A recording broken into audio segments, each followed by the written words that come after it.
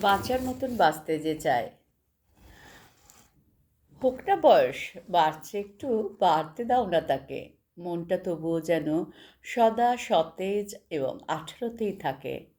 18 বছরের চিরতারুণ্য আবেগ যেন সদাই ঘিরে থাকে। বয়স সে তো সংখ্যা মাত্র, তুড়ি মেরে ওরাও তাকে।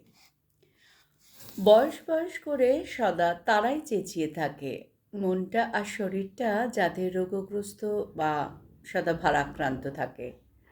হোক না বয়স 40, 50, 60, 70 কিংবা 80, চিরতারুণ্য ধরে রাখাটাই তো জীবনের একটা সফলতম বাজি। আমার বাঁচা, আমার জীবন যেন পৃথিবীতে ইতিহাস হয়ে বাঁচে। যেমন করে ঠিক উঠতে চেয়েছি, বেঁচেছি নিজের যোগ্যতা জোরেরই সাথে। 80 বছর বয়সে পৌঁছেও যেন মন শিশু হয়েই বাঁচতে চায়। রোগমুক্ত, জরাজীর্ণ মুক্ত, দীর্ঘ সতেজ জীবন কাম্যও তো তাই। সে বয়সে এসেও ফিরে তাকিয়ে যখন দেখব অতীতটাকে, বাঁচার মতো বাঁচতে পেরেছি, যেন সবার কাছে সেটা দৃষ্টান্ত হয়ে থাকে। কারুর কাছেই চিরঋণী বা শুধুই গ্রহীতা হয়ে জীবন যেন না বাঁচে।